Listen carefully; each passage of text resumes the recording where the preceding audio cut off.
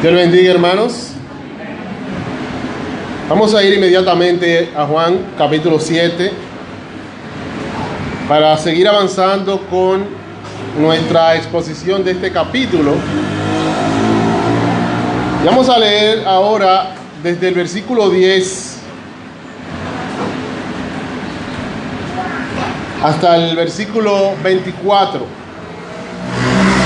Juan 7 del 10 y hasta el 24. Dice la palabra de Dios: pero después que sus hermanos habían subido, entonces él también subió a la fiesta, no abiertamente, sino como en secreto. Y le buscaban los judíos en la fiesta y decían: ¿dónde está aquel? Y había gran murmullo acerca de él entre la multitud, pues algunos decían: es bueno, pero otros decían: no, sino que engaña al pueblo.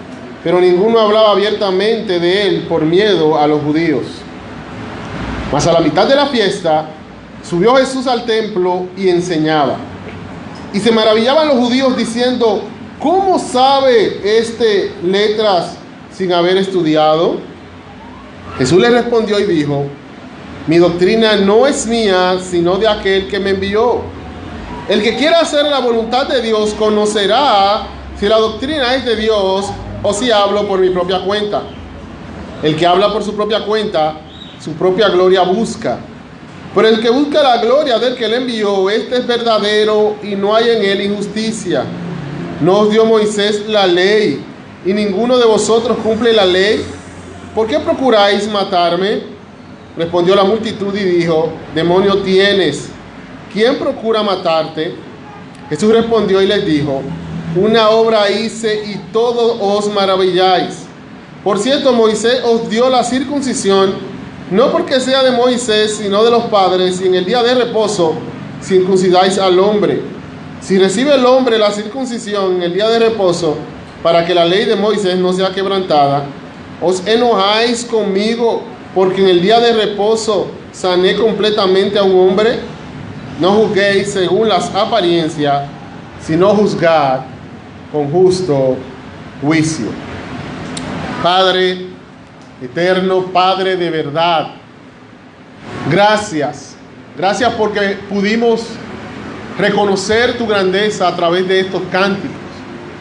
Gracias porque pudimos recordar tu maravillosa obra redentora en la cena del Señor. Y gracias porque ahora vamos a escuchar tu voz a través de la exposición de tu palabra. Hoy Dios, te ruego que me uses para tu gloria y para bendición de tu pueblo, para salvación de tus escogidos, Señor. Te ruego, Señor, que si escuchamos tu voz hoy, no endurezcamos nuestros corazones, Padre. En el nombre de Jesús te lo pedimos. Amén. Una de las características del mundo en el cual nosotros estamos viviendo es que este mundo promueve el escepticismo y menosprecia y ridiculiza la fe bíblica. Cuando hablamos del escepticismo nos referimos a esa actitud de desconfianza, y hablando en nuestro caso, hacia Dios y su palabra. Es una actitud general de desconfianza hacia Dios y su palabra que hoy día se promueve. No solamente se promueve esto, sino que se menosprecia a quienes sustentan una fe bíblica. Esto puede ser evidente cuando hay cierta discusión pública sobre algún tema ético o social. Si en medio de esa discusión de moral o de la vida social alguien utiliza un argumento bíblico, inmediatamente es menospreciado. Si la persona dice: yo creo esto porque Dios así lo dice, aún personas que supuestamente dicen creer en Dios van a ridiculizar ese argumento, mostrando así que lo común en nuestra sociedad, aún en nuestro contexto supuestamente religioso, es el escepticismo. Es una actitud de desconfianza hacia Dios y su palabra. Y es en esta generación que nos ha tocado vivir, y nosotros como cristianos tenemos que hacer frente al escepticismo o vivir frente a esa realidad. Como veremos más adelante, lógicamente, la sociedad siempre ha sido incrédula. Sin embargo, nosotros por lo menos nacimos y crecimos en una sociedad donde ese escepticismo no era lo que se promovía, por lo menos en nuestros medios. La gente era escéptica igual, era incrédula. Sin embargo, no era lo que se promovía públicamente. Hoy estamos viviendo y nuestros hijos van a crecer y están creciendo en una sociedad donde eso se promueve y la fe bíblica se menosprecia y se ridiculiza. Ahora es interesante, en el texto que vamos a ver hoy, Jesús está en medio de una sociedad religiosa, en una sociedad que dice sustentar la vida en la ley de Dios, y aún así Él tiene que hacer frente al escepticismo. Jesús está en medio de los judíos, está en una fiesta religiosa. Recordamos la semana pasada que los hermanos de carne de Jesús le decían que tenía que subir a la fiesta de los tabernáculos, porque allí iba a estar la gente y allí Él podía confirmar si tú eres realmente el Mesías, frente a los grandes teólogos y en la ciudad capital y en una de las principales fiestas. Pero aún allí, en ese contexto tan religioso, se muestra que el corazón del hombre es escéptico, porque ellos muestran esa actitud de desconfianza hacia Jesús, que es Dios, y sus enseñanzas, que son la palabra de Dios. Y es por eso que hemos titulado esta exposición Jesús frente al escepticismo. Y vamos a ver tres cosas. En primer lugar, vamos a ver el escepticismo manifestado. Vamos a ver cómo se manifestó en ese contexto esa actitud de desconfianza y de incredulidad. Pero también vamos a comparar ese contexto con el nuestro. En segundo lugar, vamos a ver no solamente el escepticismo manifestado, sino el escepticismo confrontado. Cómo Cristo confronta esa actitud de incredulidad y de desconfianza hacia Él y su palabra. Y en último lugar, vamos a ver algunas exhortaciones prácticas para llevar la verdad expuesta a nuestra vida, que es el propósito de toda predicación, como dice el apóstol Pablo: redarguye, reprende y exhorta con toda paciencia y doctrina. El escepticismo manifestado. En estos versículos, el escepticismo se manifiesta de diversas maneras. En primer lugar, se manifiesta en la búsqueda de los líderes judíos para matar a Cristo. Versículo 10 dice: pero después que sus hermanos habían subido, entonces Él también subió a la fiesta, no abiertamente, sino como en secreto. Y le buscaban los judíos en la fiesta y decían: ¿dónde está aquel? Recordemos cómo comienza el capítulo 7. El capítulo 7 comienza diciendo que los judíos buscaban a Cristo para matarle, y por eso Él se había quedado en Galilea. Recordamos también que cuando dice los judíos, Juan está haciendo referencia específicamente a los líderes judíos. Precisamente en esta sección que veremos el día de hoy, él utiliza dos términos para hablar de los judíos en general. Dice los judíos para referirse a los líderes y la multitud para referirse al pueblo. Y entonces los líderes procuraban matar a Cristo. Y veíamos la semana pasada que Cristo revela la razón por la cual procuran matarle. Es que el mundo le aborrecía, le odiaba. Porque Él testificaba del mundo que sus obras eran malas. Que fue el tema que vimos la semana pasada, aborrecido por el mundo. Ahora es interesante que los hermanos de Jesús querían que Él subiera a la fiesta Ellos que eran del mundo y pensaban como el mundo, ellos decían: si tú quieres realmente ser reconocido como Mesías, tienes que ir a hacer milagros allí en público en medio de la fiesta.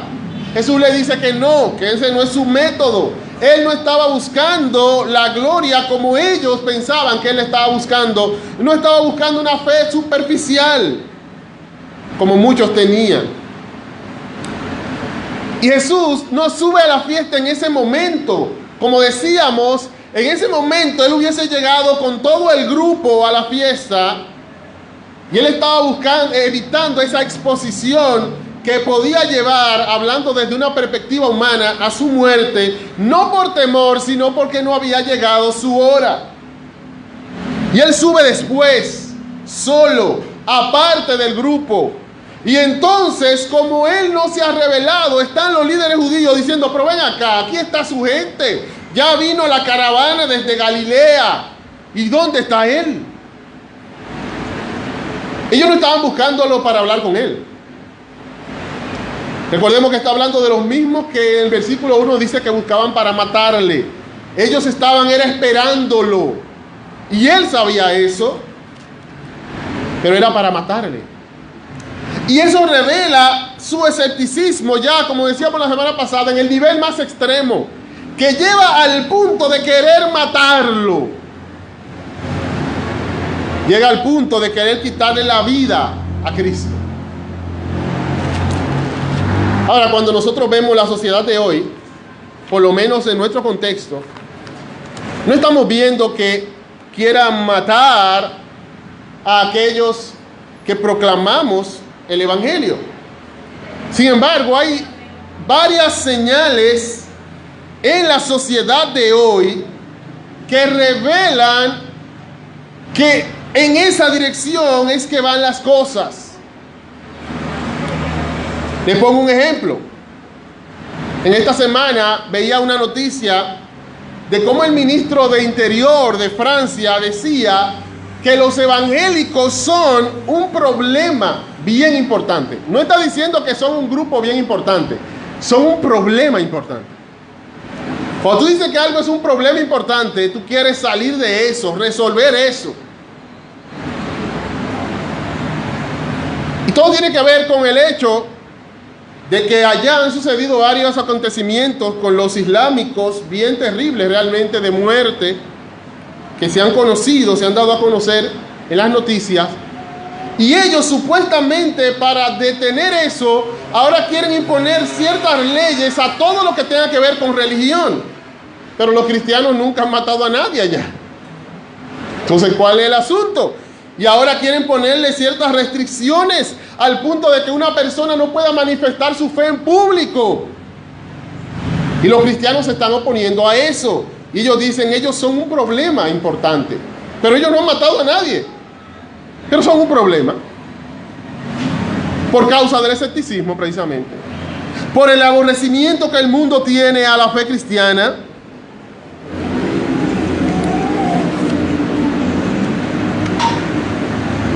Es interesante que él declaró lo siguiente: no podemos discutir con personas que se niegan a poner por escrito que la ley de la república es superior a la ley de Dios. Lo que ellos quieren es que los cristianos admitan y hasta pongan por escrito y confiesen y digan: la ley de la república es superior a la ley de Dios. Y no podemos discutir con gente así, son intransigentes. Pero es que obviamente la ley de la república no es superior a la ley de Dios. Pero el problema está en que el escepticismo lleva a eso, a ver como una amenaza lo que no es una amenaza. Ahora, de esas declaraciones a la persecución no hay mucho espacio. De esas declaraciones a una acción violenta hacia los cristianos, parece estar a un paso. Y esa es una de las manifestaciones, una de las formas en que se manifiesta esa incredulidad. Pero también se ve en la confusión que hay en el pueblo. Dice allí: y había gran murmullo acerca de él entre la multitud, Pues unos decían, es bueno, pero otros decían, no, sino que engaña al pueblo. Mira la incredulidad, cómo se manifiesta de dos formas que parecen hasta contradictorias, pero que ambas señalan a que hay escepticismo. Dice allí que hay un grupo, por un lado, que dice, es bueno, y uno diría, ve, esos no son escépticos. Que no, eso es todo lo que tú vas a decir de Jesús, es bueno. Recuerda aquella vez que aparece uno y le dice a Cristo, maestro bueno, ¿qué debo hacer para heredar la vida eterna? ¿Y qué Jesús le dice? Bueno, hay solo uno, y es Dios. Esta expresión es bueno de esta gente, no está revelando fe, está revelando incredulidad. Aunque parezca extraño. Precisamente después dice, versículo 13, pero ninguno, incluyendo esos que decían es bueno, hablaba abiertamente de él por miedo a los judíos. No es que ellos tenían fe en Cristo al decir es bueno, es que lo veían precisamente como eso, una persona buena. Mientras unos procuraban matarle, ellos decían no, él es alguien bueno, él es un tipo bueno, buena gente, que enseña bien acerca de la ley de Dios, que lleva una buena vida, es una persona buena. Y esa es la forma en que muchos incrédulos ven a Cristo. Cuando tú le hablas de Cristo, Él es alguien bueno. Es un gran ejemplo histórico, un gran revolucionario, un gran ejemplo moral. Pero eso es Cristo. No, Jesucristo es el Señor. Toda potestad me es dada en el cielo y en la tierra. Dice Juan, Él es el verdadero Dios y la vida eterna. No basta con decir que es bueno. Pero algunos se atreven a decir, es verdad, Él es Dios y Él es la vida eterna. Pero cuando tú le hablas de la Biblia aplicada a su vida, ellos dicen, no, espérate, estamos hablando de otra cosa, no de religión. ¿Es lo mismo? Incredulidad. Porque si Él es Dios, no es de otra cosa, todo tiene que ver con Él. Él es el dueño de todo. Y como toda potestad les dada, Él le puede mandar en toda área de la vida. Por eso Él dice, enséñenle a que guarden todo lo que yo le he mandado. Es bueno, dicen unos. Pero otros dicen, otra cara de la incredulidad, que no llega tal vez al punto de querer matarle, pero dicen, no, Él engaña al pueblo. Es un engañador. Como muchos han dicho en la historia, que Cristo lo que hizo fue engañar, que sus discípulos lo que hicieron fue engañar. Y como muchos dicen hoy día, viendo que algunos utilizan la fe para engañar, entonces justifican su incredulidad diciendo, no, es que los cristianos lo que quieren es aprovecharse de la gente y quitarle su dinero. Siendo que, como hablaba con una persona esta semana, de un caso que sucedió en Colombia no hace mucho, de que lo interesante de esas situaciones es que la Biblia habla de esas situaciones. La Biblia advierte de no ser engañado por falsos maestros y da sus características. Tú lees Judas o lees Segunda de Pedro y esa persona no te va a engañar, porque te lo revelan así claramente. Pero el hombre que no quiere creer a Cristo toma esas situaciones y ¿sabe lo que dice? No, la religión es un medio para engañar. Ellos lo que engañan a la gente. Lo tienen ahí bruto a la gente para quitarle su dinero. ¿Qué es eso? Escepticismo, incredulidad. Esa incredulidad se manifiesta también en la actitud de los líderes religiosos ante la forma en que Jesús enseñaba sin él tener una formación académica. Versículo 14 dice, mas a la mitad de la fiesta subió Jesús al templo y enseñaba. A la mitad de la fiesta, fíjense, no cuando los hermanos le dijeron, no, él estaba claro. Él no se conformó a este siglo. Él hizo el asunto, lo que él tenía que hacer en el tiempo de Dios, como Dios quería y en la forma en que Dios le mandaba. Y entonces él va a la mitad. Y no solamente va a la mitad, sino que no va a hacer lo que el mundo quiere que él haga. Él va a enseñar. Fíjense que no dice que él va a hacer milagros como sus hermanos le decían. Ve y haz las mismas obras que tú haces, ve a hacerlas allá. No, él va a enseñar, a predicar la palabra, a la mitad de la fiesta. Y dice el versículo 15 que se maravillaban los judíos diciendo: ¿cómo sabe este de letras sin haber estudiado? Recordemos que está en una fiesta religiosa. Así que era un contexto donde había maestros que hablaban acerca de la ley de Dios, de la interpretación de la ley. Y entonces Cristo se para allí a hablar de la palabra de Dios, pero él no es un rabino acreditado. Es como que hoy día estén discutiendo acerca del virus y asuntos médicos. Y en ese contexto donde hay un grupo de médicos, científicos y personas de esa área, se pare alguien que no ha ido a la universidad, que no tiene ningún título, y él diga: mira, las cosas son así. Todos van a quedar: ¿qué es lo que está diciendo este? No tiene ningún doctorado, no tiene ninguna especialidad. ¿Cómo que le está diciendo que el asunto de la pandemia, las cosas son de tal o cual forma? ¿Pero qué sabe él si no ha estudiado? Y esa es la forma en que ellos están sorprendidos de que Jesús esté enseñando. Pero no solamente está enseñando, está hablando bien. Y ellos dicen: ¿cómo sabe este de letras sin haber estudiado? Él no había sido formado en las escuelas donde ellos eran formados. Él no tenía, trayéndolo a nuestro contexto, de esa licenciatura. Luego no hizo ninguna maestría, no hizo después ningún doctorado. ¿Y cómo es que él habla de esto con autoridad sin haber estudiado? Y lo que ellos están mirando es a Jesús como un mero hombre. Recordemos que Jesús ciertamente se hizo carne, como dice el capítulo 1, y habitó entre nosotros. Sin embargo, él, como ningún otro niño, valga la repetición, siendo un niño, discutía con los grandes doctores de la ley en el templo. Y ellos tenían que sorprenderse de cómo él hablaba, de cómo él explicaba la verdad. Pero ellos están viendo a Cristo como un mero hombre. Y al verle como un mero hombre, están manifestando su escepticismo. Pero ¿y este hombre que no ha ido a las escuelas, a la academia como nosotros? ¿Cómo que él está enseñando? Y sabe de letras. Eso revela que Cristo era un hombre más para ellos.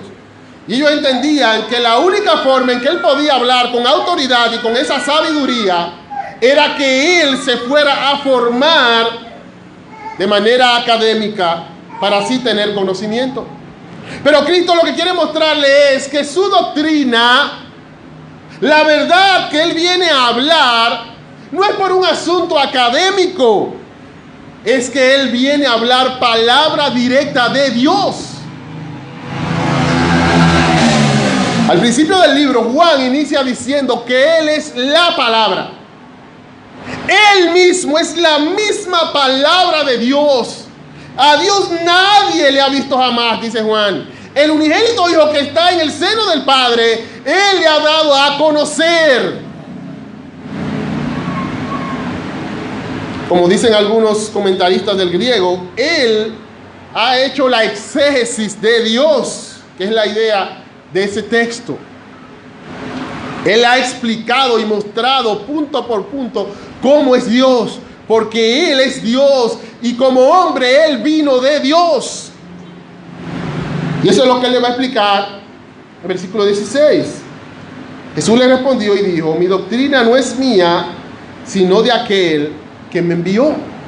Cuando Jesús dice así, Él no está tirando por el suelo su deidad. Eso puede sonar extraño. Mi doctrina no es mía, sino de aquel que me envió.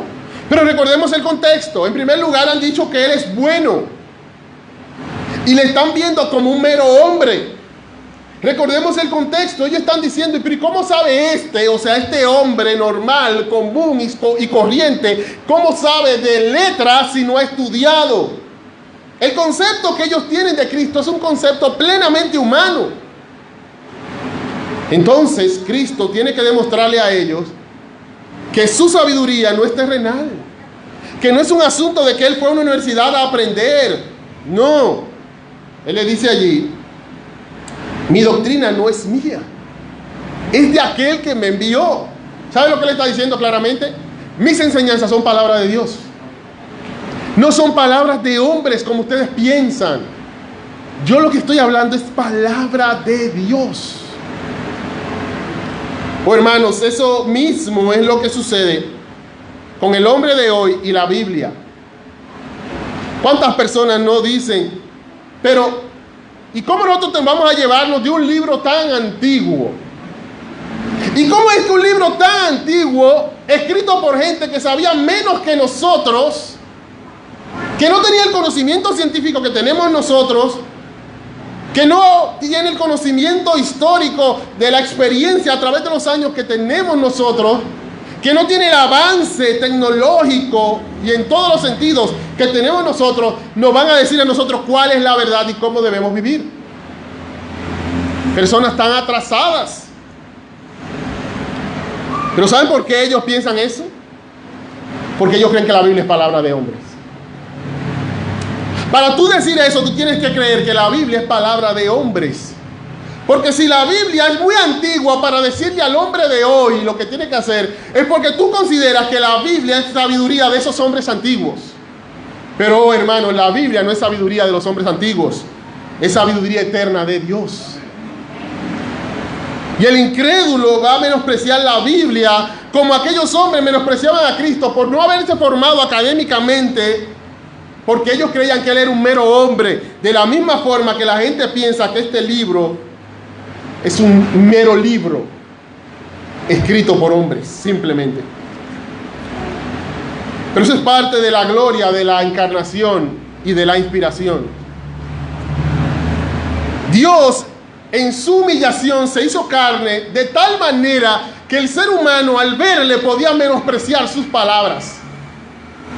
Al verle, como dice Isaías, sin atractivo. Pero esa misma humillación, si se puede decir así, él lo hizo en la inspiración de las Escrituras. Al comunicarse en un libro común, que tú lo ves y dices, pero es un libro, como cualquier otro que tengo en mi casa. Y el hombre, al verlo allí, lo ve sin atractivo y le menosprecia. Pero es la palabra de Dios. Y el escepticismo menosprecia la palabra de Dios como si fuera un mero libro antiguo.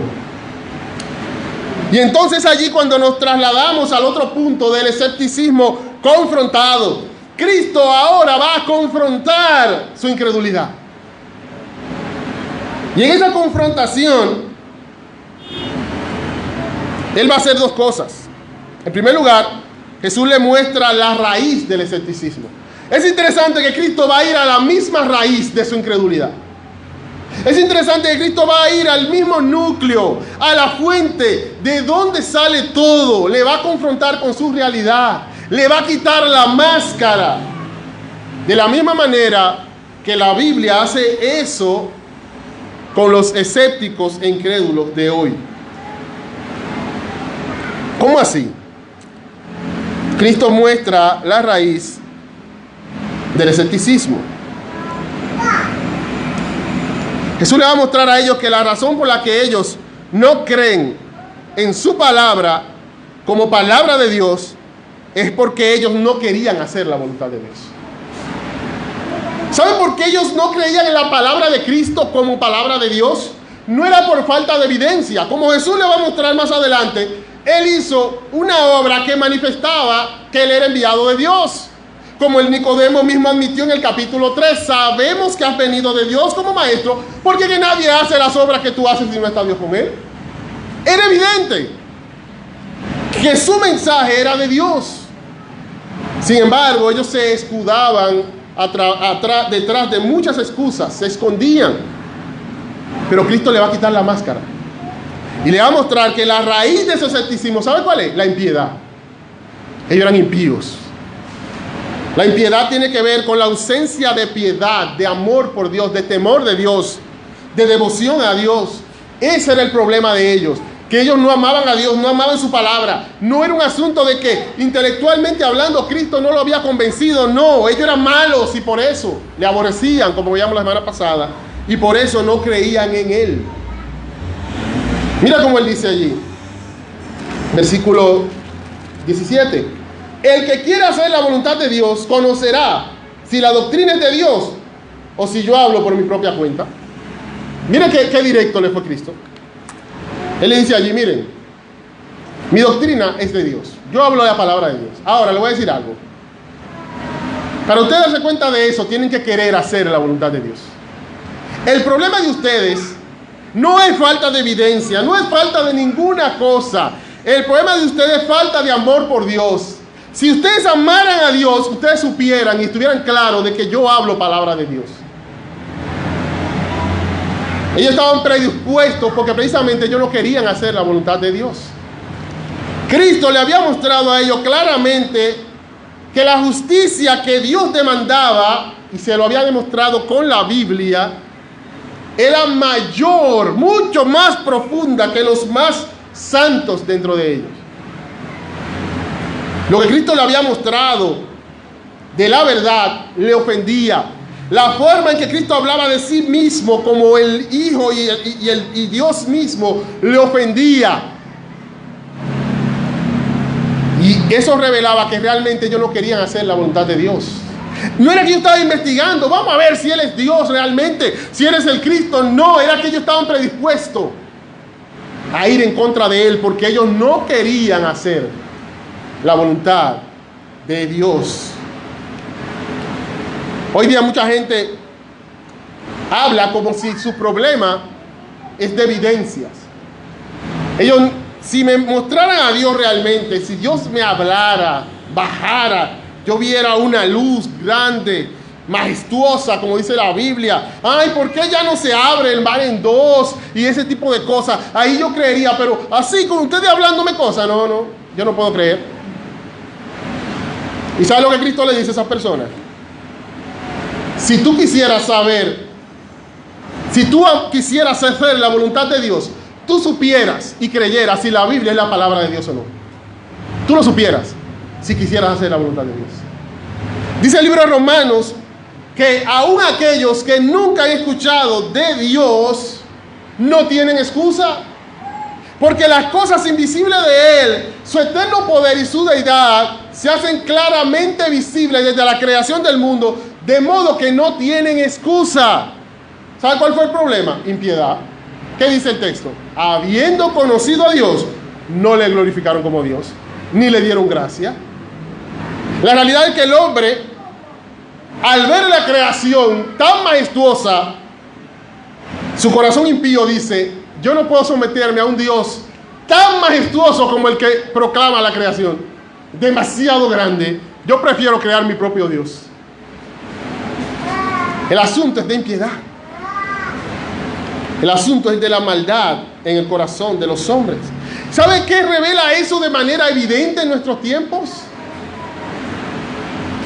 ¿Desde hace cuánto tiempo no hay personas escépticas así en el sentido académico? Y la sociedad no le hacía caso. Hasta que comenzaron a apelar a lo moral. Desde que esa gente dejó de enfocarse tanto en lo intelectual, a tanto asunto de filosofía, que mucha gente decía: yo no entiendo eso, y soltaba eso. Pero desde que ellos comenzaron a darle en el punto que el ser humano lo activa, que es el asunto moral, no, es que los cristianos están diciéndole a ustedes ahora que los derechos de ustedes, que esto, que no pueden hacer esto. Ahí la gente dijo: es verdad, hombre, no es mentira todo eso. Se convencieron de una vez. Y ahora la sociedad está en contra. ¿Por qué? Porque se le dio en el punto, en la raíz del escepticismo, la impiedad. Se le apuntó ahí mismo directo a su impiedad. Y dijeron: es verdad. Es verdad. Los cristianos lo que nos están atrasando. ¿Pero por qué? Porque se le atrajo por lo que le llama la atención a ellos, el pecado. Y es que esa es la razón por la que la sociedad cada vez más está rechazando al cristianismo, es cada vez más para poder hacer lo que ellos quieren y no la voluntad de Dios. Porque la raíz del escepticismo no es nada, no es ninguna otra cosa que la impiedad que hay en el corazón del hombre. Dice allí Cristo, versículo 18: el que habla por su propia cuenta, su propia gloria busca, pero el que busca la gloria del que le envió, este es verdadero, y no hay en él injusticia. Cristo le va a mostrar allí claramente: yo soy veraz. Ustedes me han visto a mí buscando mi gloria desde una perspectiva humana. Yo todo el tiempo estoy apuntando a Dios. ¿No le dice eso algo de mi carácter? ¿No le dice eso algo de mi mensaje? Si nosotros vemos la mayoría o las religiones en general, el enfoque de las religiones es la gloria del hombre. Cuando tú te encuentras con el cristianismo bíblico, es que tú te das cuenta que es el único mensaje donde toda la gloria, sin compartirla con nadie, es de Dios. Y entonces eso nos dice algo: ese libro no puede venir de los hombres. Como decía alguien, esa no es la clase de Dios que nosotros nos imaginaríamos si pudiéramos. Y si pudiéramos, no es la clase de Dios que quisiéramos imaginarnos. No es el Dios que nosotros podemos imaginarnos, pero si podemos imaginarnos, no es la clase de Dios que quisiéramos imaginarnos. Porque es ese Dios que reclama toda la atención para Él solo y nadie más. Eso no vino de un hombre. Eso vino de Él, de Dios. Es veraz. La Biblia es la palabra de Dios y nada más. Nada en este mundo puede reclamar esta autoridad. Lo que pasa es que el hombre que no ama a Dios y que no quiere la gloria de ese Dios, entonces le molesta la Biblia. Y por eso es escéptico. Jesús le demuestra su escepticismo, le demuestra su impiedad como la raíz de su incredulidad, cuando le habla de su trato con la ley. Versículo 19: ¿no os dio Moisés la ley y ninguno de vosotros cumple la ley? ¿Por qué procuráis matarme? El problema de ustedes es que ustedes no aman a Dios, Jesús le está diciendo. Y ustedes se glorían en que Moisés le dio la ley, tienen a Moisés, pero ustedes ninguno cumplen la ley. Ustedes no aman esa ley. Ustedes no se someten a esa ley. Y más que eso, en una ocasión Jesús dice que ellos ni siquiera querían mover con un dedo. Ellos ni siquiera, no es que simplemente desobedecían como todo ser humano. Ellos no querían hacer la voluntad de Dios. Y aquí se lo está diciendo. Oh, hermano, muchas veces cuando personas son confrontadas, aún dentro del contexto cristiano o que profesa cristianismo, son confrontadas con relación a doctrinas que creen, tú le puedes presentar todos los argumentos del mundo.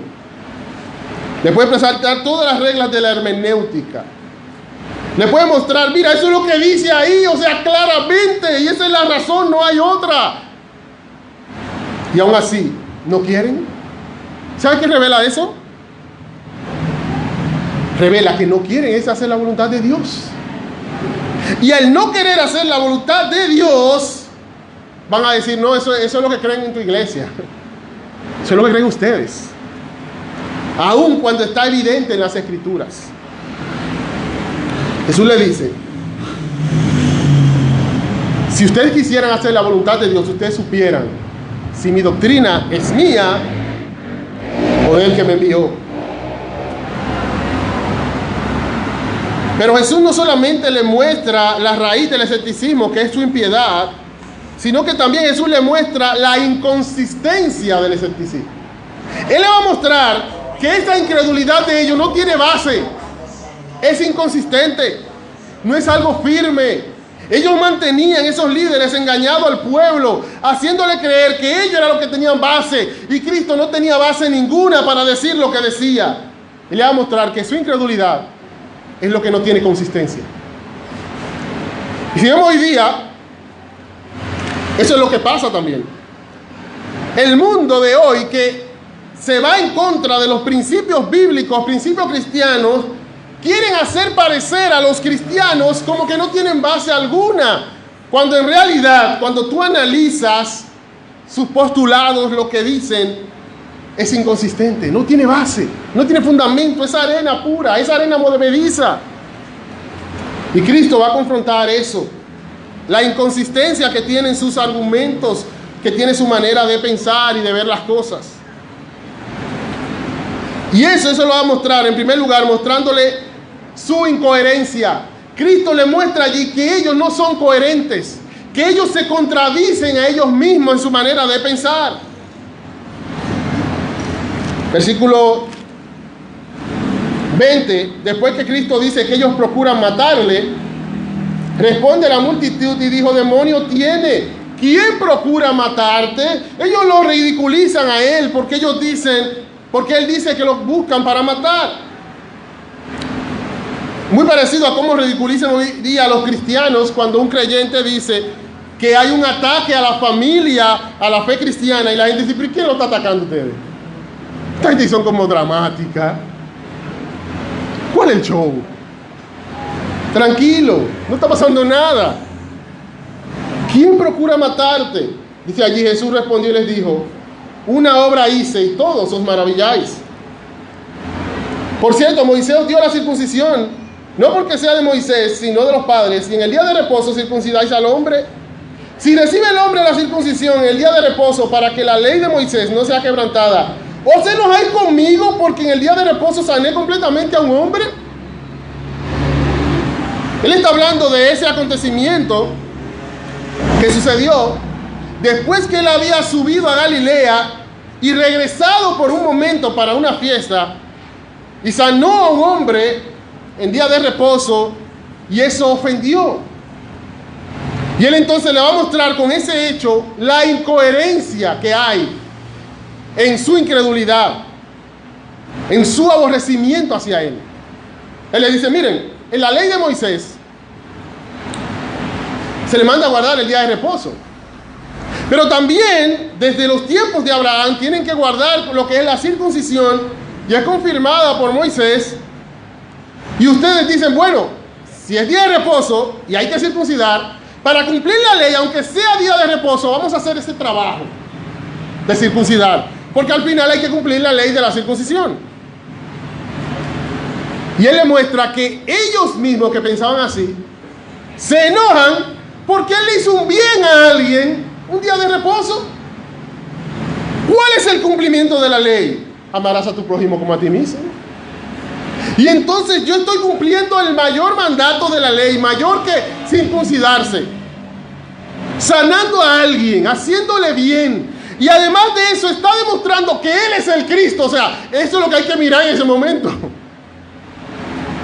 Y ellos están ahogándose en el hecho de que violaste el día de reposo. Dice: ustedes son incoherentes. Y siempre el escepticismo es así, es incoherente, se contradice a sí mismo. Se presenta como mucha erudición, mucha sabiduría, pero si tú te fijas bien, está lleno de contradicciones internas. Por ejemplo, la misma gente que dice defender los derechos hoy día de todos, mayormente de las víctimas, de los más indefensos, y que siempre están abogando por esas cosas, son los primeros que quieren matar al niño en el vientre de su madre. Si hay un indefenso, es ese niño. Y eso que dicen que protegen a todo el mundo, la justicia social, y que la gente, que la discriminación, que el racismo, y que esto, a un niño en el vientre de su madre, ¿quieren matarle? Es que el escepticismo siempre es incoherente.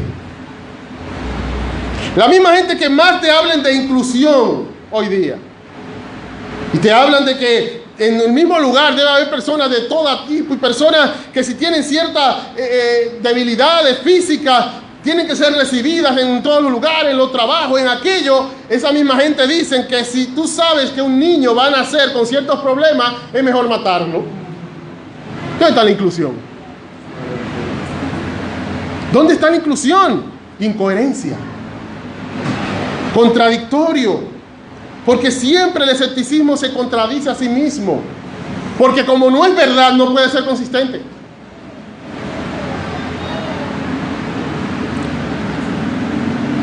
La misma gente que dice que no cree en la existencia de Dios porque le parece ilógico que haya un ser eterno, que sea como la Biblia dice, que está en todo lugar, sabe todas las cosas y todo lo demás. Le parece ilógico eso. Esa misma gente dice que le parece lógico que haya algo eterno, pero que no sea inteligente, materia ahí, inanimada, sin vida, y que por ninguna causa hubo algo que causó todo, y que al azar, sin plan, sin diseño, se organizó todo, por absolutamente nada. ¿Qué es eso? Incoherencia. Porque es que por más inteligencia que digan tener, la incredulidad a la palabra de Dios siempre va a ser incoherente. Va a chocar consigo misma. ¿Saben por qué? Porque es mentira. Al no ser verdad, no puede tener armonía como tiene la Biblia. Tiene que chocar consigo misma. Y lo otro que Jesús va a atacar con relación a la inconsistencia de su escepticismo es su superficialidad. Él le demuestra allí en el último versículo que su manera de pensar es superficial. Y siempre va a ser así, por más profundo que parezcan los incrédulos, su forma de pensar es superficial. Por más intelectuales, académicos que parezcan, su manera de pensar es superficial. Miren lo que dice allí. No juzguéis, versículo 24, según las apariencias, sino juzgad con justo juicio.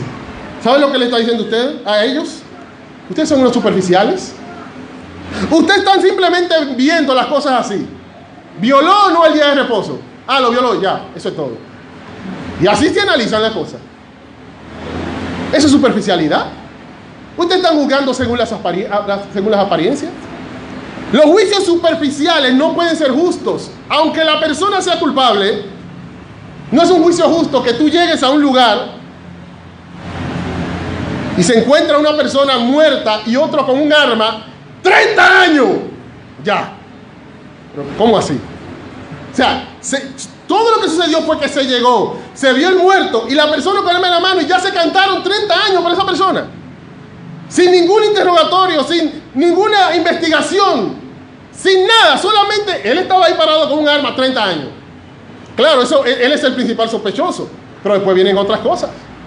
Viene juicio, viene investigación, viene defensa, viene explicación de qué él hacía allí. Está difícil, pero viene explicación de que él hacía allí parado con el arma y el muerto ahí. Y aunque salga culpable al final, pero hay que explicar. Porque no es justo el juicio según las apariencias. Superficial. Y eso es lo que ellos hacían. No, yo no quiero profundizar en esto. ¿Violaste o no? ¿Sanaste el día de reposo? Ok, listo. O sea, no es que si guardó el mandamiento de amor al prójimo, si él es el Señor aún del día... No. Vamos a quedarnos ahí. ¿Sabes lo que es eso? Un juicio superficial que nace en la impiedad. Porque claro, como tú no quieres hacer la voluntad de Dios, tú no quieres profundizar mucho. Como cuando cierta persona de poder sabe que si se investiga mucho un caso se puede llegar a cierto descubrimiento. Mejor lo dejamos ahí, esto es así, esto es así, esto es así, superficial. Porque si se investiga más, se va a descubrir la verdad. Si nos ponemos a analizar mucho teológicamente lo que él hizo, vamos a descubrir que él es Dios. No queremos hacer la voluntad de Dios. Mejor lo dejamos ahí. Violaste el día de reposo. Y él dice, no juzguen según las apariencias. No juzguen superficialmente. Juzguen con justo juicio. ¿Qué hacen los escépticos hoy día? Ellos ven la historia y ven, por ejemplo, la Inquisición. Personas en nombre de Dios mataron personas en nombre de la Biblia, en nombre de Cristo. Quemaron a personas porque eran brujas o porque eran herejes. Ahí se quedó todo. La Biblia es mentira. ¿Cómo así? Hay otra pregunta ahora que hay que hacer. ¿Cuándo ellos lo hicieron guiados por la Biblia o desobedeciendo la Biblia? Esa es la pregunta que va allí. Y la respuesta ahí sería, lo hicieron desobedeciendo a Cristo.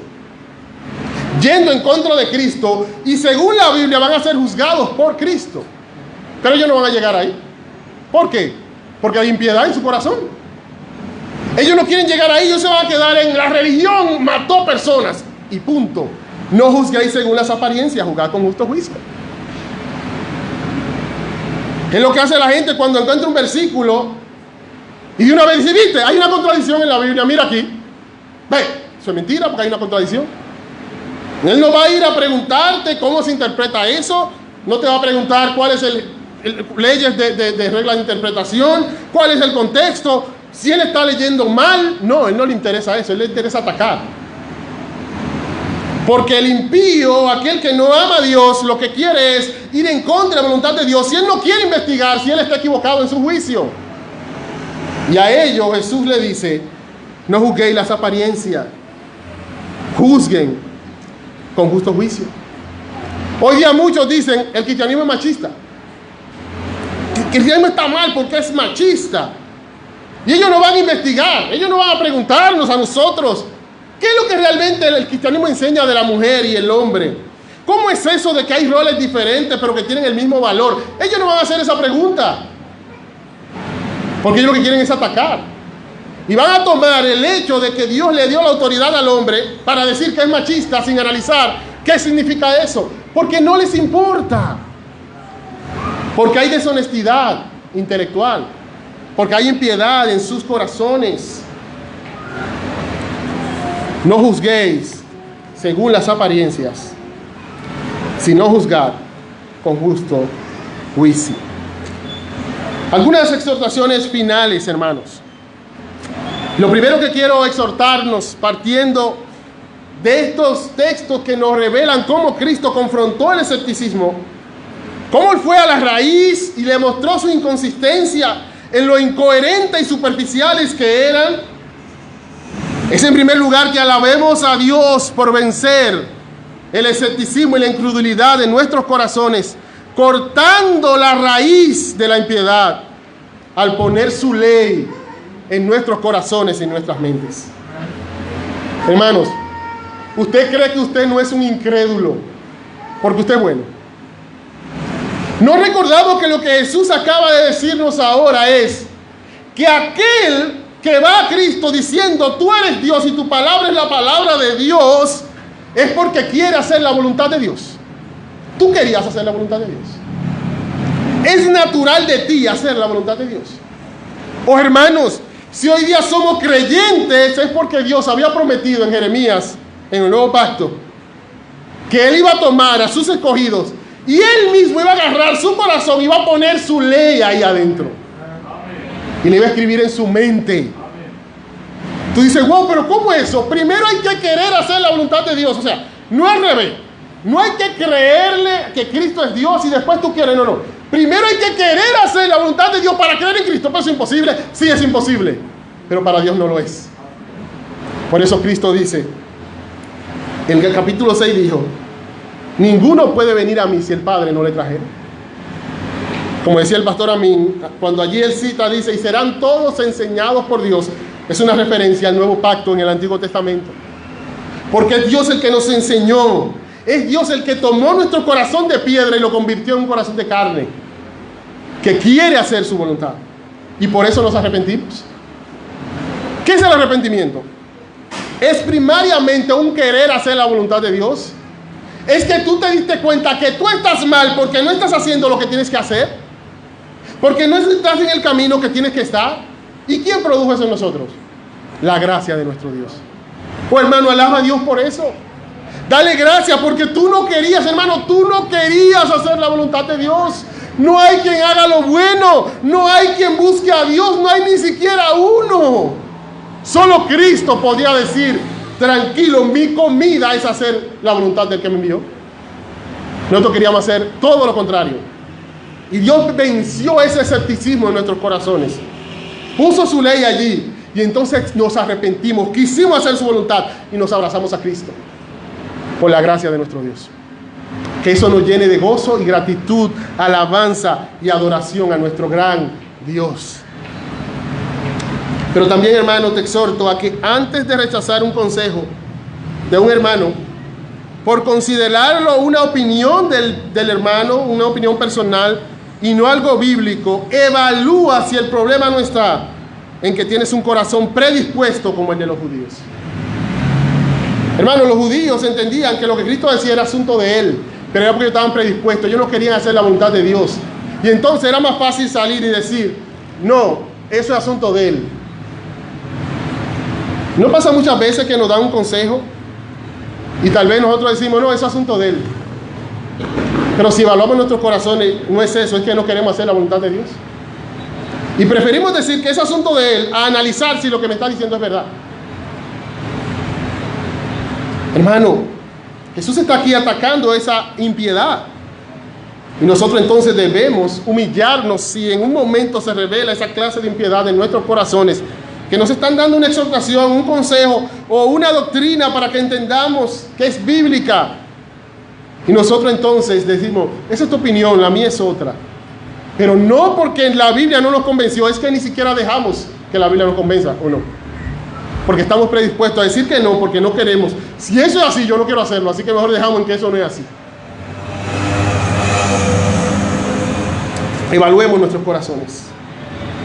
Estemos siempre preparados, hermanos, para responder al escepticismo de nuestra generación. Primera de Pedro 3:15 dice que santifiquemos a Dios en nuestros corazones y estemos siempre preparados para presentar defensa con mansedumbre ante todo aquel que demande razón de la esperanza que hay en nosotros. Estaban allí la gente murmurando, estaban allí los líderes judíos atacando a Cristo. Cristo no se quedó callado, Él dio respuesta. Oh, hermanos, el llamado a la apologética, como muchos le llaman, no es como se piensa equivocadamente, que es un asunto de unos cuantos académicos que se van a sentar allí en una universidad o en televisión con un buen saco y una buena corbata, las piernas así cruzadas y unos lentecitos a hablar de Nietzsche y hablar de esas cosas. No estoy diciendo que eso está mal, estoy diciendo que no se limita a eso. Y muchas veces entendemos que la defensa de la fe es eso, cuando lo que Pedro está diciendo no es eso. Claro, se puede aplicar después de mucho a eso. Pero ¿sabe lo que Pedro tiene en mente? Pedro tenía en mente esa hermana que él decía que su marido no creía en la palabra. Pedro tenía en mente ese esclavo que su amo no creía en la palabra.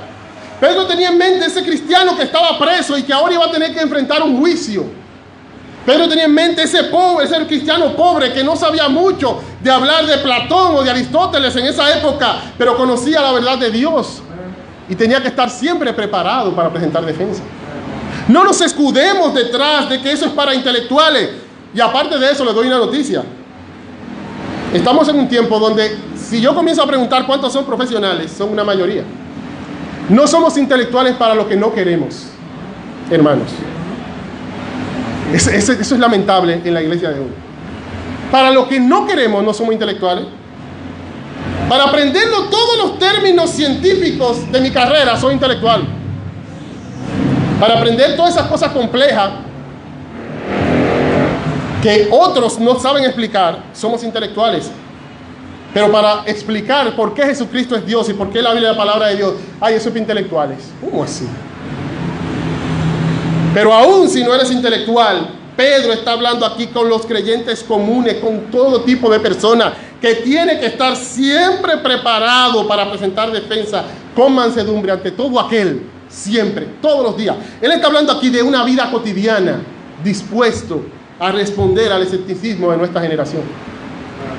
Es una de las razones por las que estamos motivando a través del proyecto Nehemías a que veamos la vida, el lugar donde estemos, donde sea, como un lugar donde yo tengo que ser luz, ya tanto con mi vida, pero también con mis palabras.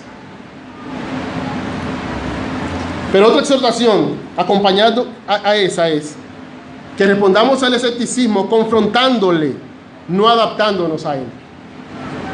Algo que me llama la atención de Cristo es que Cristo, cuando respondió a la incredulidad, no fue adaptándose a él. Veía un video de dos cristianos reconocidos, un video un poco antiguo, en Estados Unidos, que ellos se metieron en el gran lío, se metieron en el gran cuchillo de ir a un lugar y decir que ellos iban a mostrar la existencia de Dios en la Biblia. ¿Qué héroes, eh? qué gran cuchillo se metieron ellos. Se adaptaron al escepticismo, porque cuando tú dices que eso es lo que tú vas a hacer, tú estás diciendo que ahí no cabe la Biblia, que hay un lugar donde la Biblia no tiene autoridad, y que hay un lugar donde tú vas a usar las mismas armas de ellos para pelear con ellos mismos. Te van a comer. En vez, lo interesante es lo feo que quedaron realmente, lamentablemente, esos dos hermanos. Porque de una forma u otra tenían que mencionar la ley de Dios. ¿Y dónde está la ley de Dios en la Biblia? Y le decían, ven, no cumplieron lo que ustedes dijeron que iban a hacer. No es simplemente que no cumplieron, es que ellos no tenían que hacer eso. Es que no podemos adaptarnos a ellos para responderles sus preguntas. Todo lo contrario, lo que tenemos que hacer es demostrarle a ellos por qué ellos no creen con la Biblia. Con la Biblia, enseñarles que ellos no creen, no por falta de evidencia.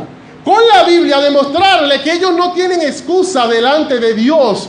Con la Biblia, demostrarles que ya Dios le ha dicho que Él existe en la creación y ellos se niegan porque no quieren darle gloria. La realidad es que desde el principio tú tienes que mostrarle a la persona que tu autoridad es la Biblia. Y con mucha amabilidad, como hablaba con una persona una vez, le decía, mira, yo tengo que ser coherente con lo que yo creo. Si yo te hablo a ti de Dios sin la Biblia, yo soy incoherente, porque yo te estoy admitiendo lo que tú dices, que la Biblia no es verdad. Y entonces debemos comenzar por la coherencia. Yo creo que la Biblia es verdad, así que es con la Biblia que te voy a hablar. Y la realidad es que la Biblia lo que le va a decir es, tú conociste a Dios y no le glorificaste como a Dios, ni le diste gracia. Y le va a hacer una radiografía y lo va a desnudar, le va a mostrar su realidad. Y una de dos, si el Espíritu de Dios obra en él, por su gracia, él va a ir humillado ante ese Dios. Si no lo hace, él va a seguir endureciéndose ante la verdad. Pero hermanos, demos gloria a Dios cuando respondemos a la incredulidad de este tiempo.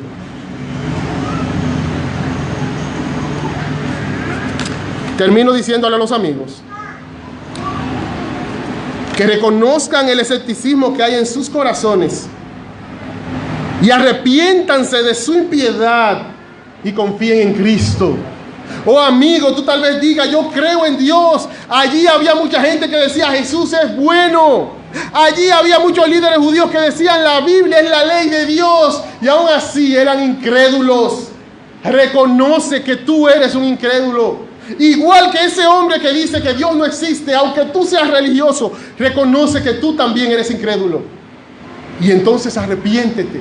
Arrepiéntete de no querer hacer la voluntad de Dios. De que todo este tiempo has estado resistiéndose de doblegar tu voluntad a la voluntad de Dios. Humíllate ante Dios y ve a Cristo. Él es el verdadero Dios y la vida eterna. Oh hermano, no tenemos otra cosa que ofrecerle al mundo que Cristo. Con gozo en nuestros corazones, hablemos de Cristo a este mundo y gocémonos en su gran salvación, en el gran milagro de que tomar nuestros corazones de piedra y colocar allí su ley en nuestros corazones y en nuestras mentes. Qué bueno es Dios, hermano. Si no fuera por eso, estuviéramos perdidos. Jamás hubiéramos ido a Cristo. Gracias a Dios por su misericordia.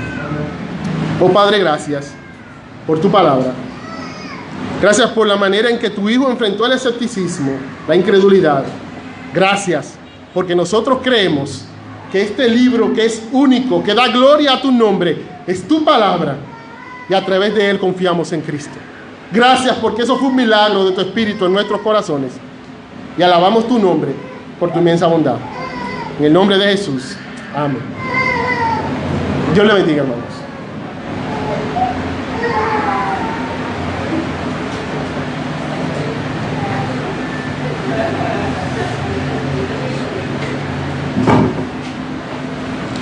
Bien, hermanos, damos gracias al Señor por su palabra. Gracias al Señor por la vida del pastor Jensi. Gracias, Señor, que nos recuerda nuestro compromiso.